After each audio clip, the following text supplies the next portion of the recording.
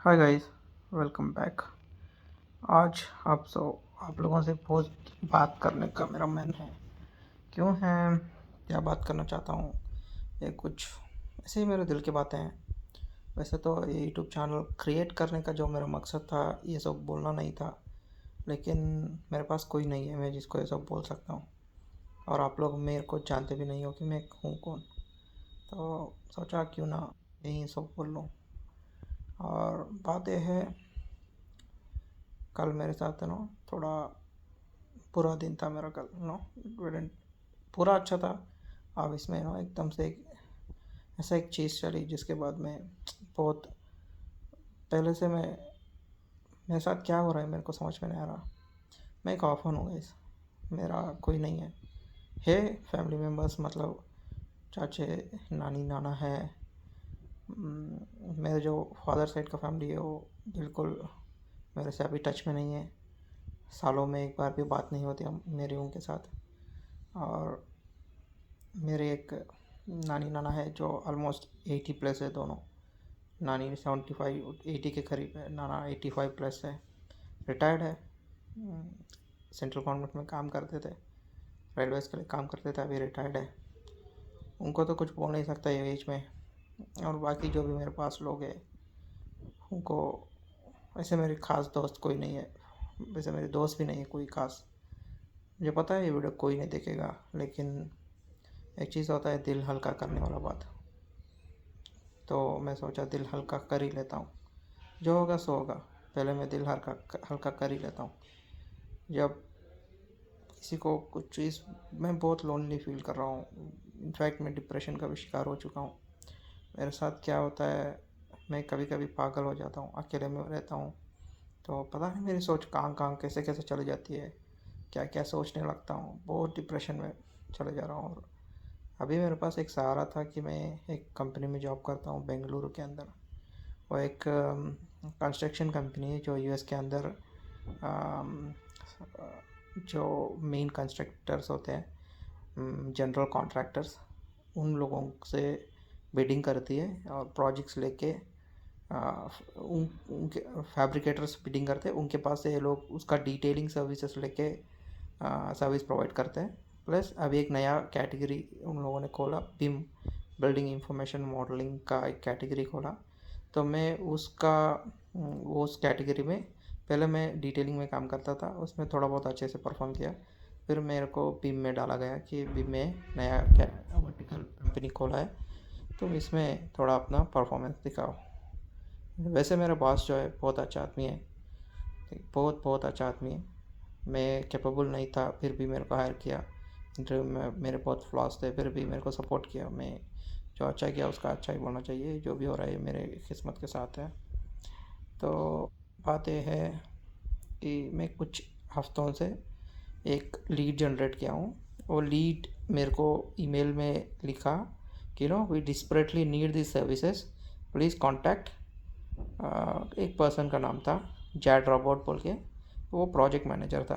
तो मैं उसको बार बार कॉल कर रहा हूँ, कॉल कनेक्ट ही नहीं हो रहा है। फिर जो एस्टिमेटर ने मेरे को उसका कांटेक्ट शेयर किया, मैं उसको मेल लिखा था कि you know I was keep trying to connect with chat robot, but chat phone keep going to voicemail. So may can you help me to connect it through any another way? He said calling him is the best way. बोल दिया, उसने call काट दिया। ये किस्सा में 2 हफ्ते पहले या 2 हफ्ते पहले मेरे जो बॉस थे उनको बताया था कि ये लीड ने ऐसे बोला। फिर उन्होंने बोला कि कॉल एफटी, और एफटी से ईमेल लेना और जैड रोबोट को डायरेक्ट ईमेल करना, क्योंकि मैं एस्टिमेटर से बार बार ईमेल मांग रहा था, वो बोला कॉल कर लो। फिर मेरे समझ गया ये आदमी पता नहीं क्यों नहीं दे रहा है। फिर मैं डायरेक्टली जैड रोबोट का ईमेल आईडी एफटी को कॉल किया, जैड रोबोट को कनेक्ट करने के लिए बोला। तो उसने डायरेक्टली बोल दिया जैड रोबोट तो ऑफिस में नहीं है। तो उसने पूछा कि वॉइस मेल पे जाएगा क्या, ट्रांसफ़र करूँ? मैं बोला नहीं, वॉइस मेल पे नहीं चाहिए, आप एक काम करो उसका ईमेल आईडी दे दो। उसका ईमेल आईडी उसने दे दिया और ईमेल आईडी में चेक किया वो करेक्ट था। तो मैं उसको ईमेल भेज दिया। जैड रोबोट को। तो तुरंत मेरे को एक ऑटोमेटेड ईमेल आता है। ये 4 तारीख की बात थी, तो 4 जुलाई की बात थी। तो ऑटोमेटेड ईमेल क्या था कि I am on vacation till 7 जुलाई। तो मैं बात 7 जुलाई, तो मेरा नेक्स्ट जो मीटिंग होगा वो 10 जुलाई को होगा मेरे बॉस के साथ, क्योंकि मेरे बॉस खुद यूएस में रहते हैं। तो वो हफ्ते में एक ही दिन हमको दे सकते हैं, मतलब वो बहुत बिजी आदमी है। हफ्ते में एक दिन एक 30 to 40 मिनट्स का सेशन होता है, जिसमें हम सब जो भी उनके नीचे काम कर रहे हैं वो सब उनको बोलते हैं कि हमने कहाँ कहाँ प्रोग्रेस किया, कहाँ कहाँ हम लूज़ कर रहे हैं और उससे क्या करना चाहिए। तो वो सजेशंस देते हैं, उसके हिसाब से हम नेक्स्ट वीक काम करते हैं। तो 5 दिन का वीक होता है। तो वो 5 दिन के लिए वो इंस्ट्रक्शंस दे देते हैं करना क्या है। वैसे इंस्ट्रक्शंस पहले से होते हैं, लेकिन माइन्यूट जो चेंजेस होते हैं उस as per that particular client के हिसाब से जो चेंजेस होते हैं, जो सिचुएशन के हिसाब से चेंजेस है, वो बताते हैं कि क्या करनी चाहिए। तो मैं ये ईमेल के बारे में उनको बोला, लेकिन ईमेल कभी फॉरवर्ड नहीं किया, कभी उनको डायरेक्टली फॉरवर्ड नहीं किया, क्योंकि कुछ महीने पहले जब मैं डिटेलिंग में काम कर रहा था तो मैं हर ईमेल जो भी लीड जनरेट करता हूँ पूरा मेरे बॉस को फॉरवर्ड करता था। उन्होंने खुद बोल दिया कि कुछ ऐसे मेरे को फॉरवर्ड करने की ज़रूरत नहीं है, कुछ एक्सट्रीमली पॉजिटिव है उसी को मेरे को फॉरवर्ड करना। तो मैं उसी चीज़ को याद में रख के, एक्सट्रीमली पॉजिटिव मतलब एक इंक्वायरी आ रहा है, तो उसके बारे में हम उसी को हम फॉरवर्ड करते हैं, उसी को एक्सट्रीमली पॉजिटिव बोलते हैं। तो इधर कुछ इंक्वायरी नहीं था, मैं इंक्वायरी की कोशिश कर रहा था कि भाई do you need any services, same follow up कर रहा था। मैं ये सोच रहा था कि यही बीम में भी अप्लाई होगा, लेकिन बीम के लिए कंपनी ऑलमोस्ट 1 साल से रगड़ रही, कुछ मिल नहीं रहा। तो उन्होंने बोला कि क्यों नहीं, तुम जानते हो कि कंपनी 1 साल से, कल बहुत गंदे तरीके से जब मैं प्रेजेंटेशन शुरू किया, हर हफ्ता एक प्रेजेंटेशन देना पड़ता है आपको कि आपने किया क्या है और आगे करने वाले क्या हो। हर हफ्ता आपको प्रेजेंटेशन देना है, पिछले हफ्ते क्या किया, अगले हफ्ते क्या करने वाले हो। तो मैं जब अपना पीपीटी खोला, पीपीटी के साथ मैं एक्सेल शीट कनेक्ट कर दिया जिसमें 6 पॉजिटिव रिप्लाईज थे। उसमें से एक था वो extremely need this, extremely we desperately need this services बोल के मेल शुरू होता है। तो वो मेल उन्होंने पहले पढ़ा, ये मेरी गलती थी कि कभी भी मैं पहले पीपीटी में प्रेजेंट करता था तो वो उतना गौर नहीं करते। जब मैं एक्सेल शीट खोला उन्होंने बोला थोड़ा जूम करो, जूम किया, उन्होंने सेकेंड लाइन में, वो एक्सेल लाइन में होता, उन्होंने ईमेल पढ़ा और उन्होंने चिल्लाना शुरू कर दिया, और इतना गंदे तरीके से चिल्लाया कि आज तक, चलो इसके पहले भी बहुत बार उन्होंने चिल्लाया, मतलब ये बॉस एंड उनके पास में काम करता हूँ तो ये रिलेशनशिप है हमारा। और वो बहुत टाइम ख्याल भी रखा, ये नहीं कह रहा हूँ कि जब मैं बीमार था कुछ दिन पहले, कुछ महीने पहले, तो ऑफ कोर्स उन्होंने बोला कि तुम्हें जो भी हेल्प चाहिए पूछना। वो यूएस में रहते हैं, एक्सट्रीम बिजी पर्सन है, उसके बावजूद उन्होंने स्काइप में मेरे को जब मैं छुट्टी मांगा था तो उन्होंने बोला कि ऑफिस में एचआर को बोल के आपको कुछ सपोर्ट चाहिए, या कोई कोलीग, सीनियर कोलीग को बोलूँ कि आपको किसी चीज़ में सपोर्ट चाहिए। तो मैंने ही बोला नहीं, मैं अपना ख्याल रख सकता हूँ। तो ये भी किया है, बहुत अच्छा आदमी है, मैं 0% कंप्लेंट है अगेंस्ट हिम। आज ये मेरी गलती थी या मेरी वक्त की ख़राबी थी कि उन्होंने पिछले जो कन्वर्सेशंस थे वो भूल गए शायद। आज उन्होंने चिल्लाया, और अगर चिल्लाया होता तो इंग्लिश में गालियाँ देने लगे, फक यू, ये वो है, यहाँ तक ठीक था, लेकिन उन्होंने बोला will fuck you out of the company. जब ये वर्ड सुना मेरा दिल, फिर बहुत मेरे दिल पे बात आ गई।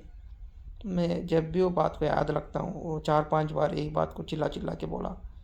फिर उन्होंने बोला कि कट करते रह PPT, please close that PPT. मैं पीपीटी क्लोज किया, दूसरा जो मेरा टीममेट है उसको सिस्टम का कंट्रोल दे दिया, और मैं बैठा हुआ था। उधर मेरा एक सीनियर है, उसने नीचे, मतलब डेस्क बड़ा सा था, वो टेबल कॉन्फ्रेंस रूम होता है ना, तो वो नीचे से हाथ लेके मेरे को थाइस पे ऐसे टच कर रहा था कि भाई कंट्रोल, कुछ नहीं, ये सब होता है। वो मुंह पे बोल भी दिया बॉस के सामने, रिलैक्स, नथिंग वॉज हैपेंड।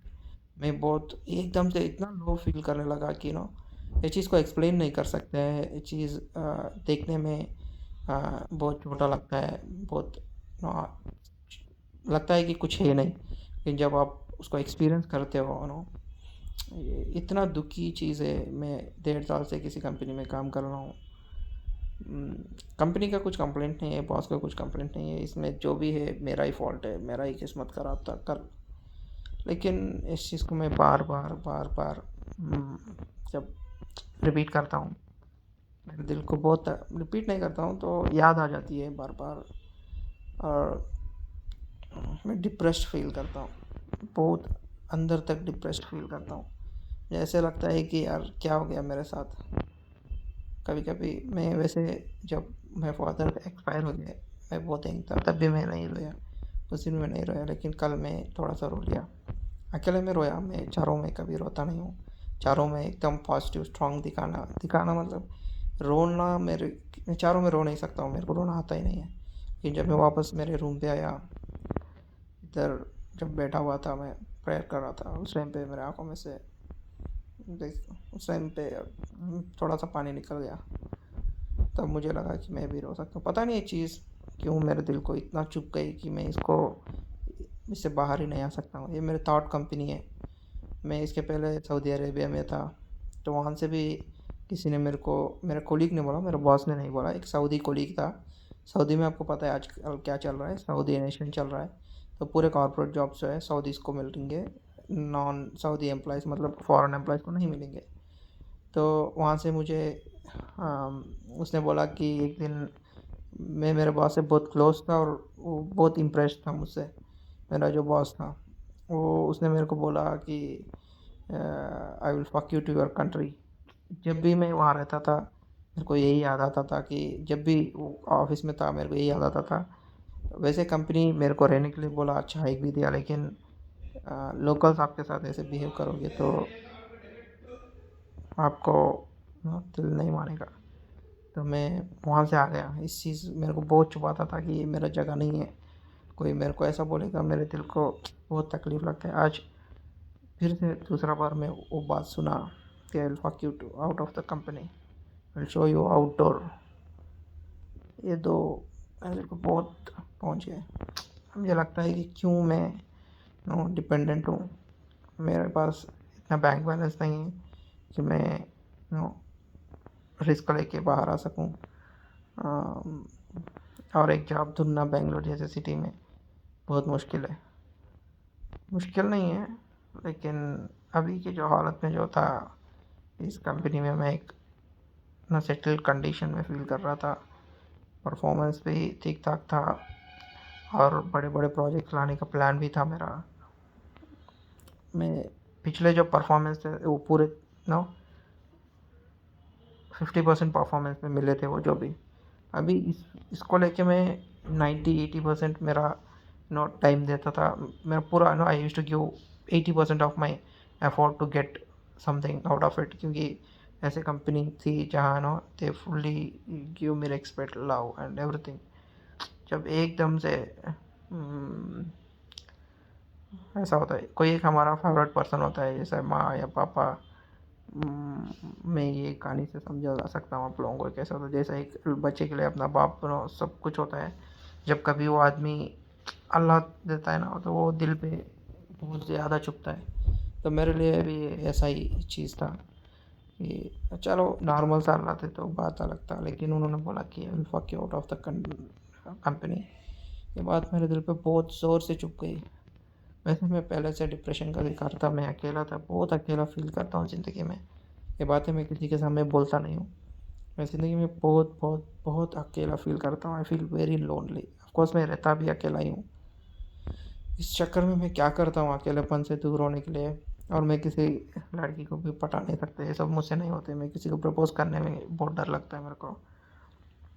तो मैं मॉल पे चले जाता हूँ जहाँ एक्टिविटीज़ कुछ चलते रहते हैं, या वहाँ एक किसी एक छेद ढूंढ लेता हूँ, सीटिंग प्लेस जहाँ होता है, तो सीटिंग प्लेस में बैठ के लोगों को देखता रहता हूँ।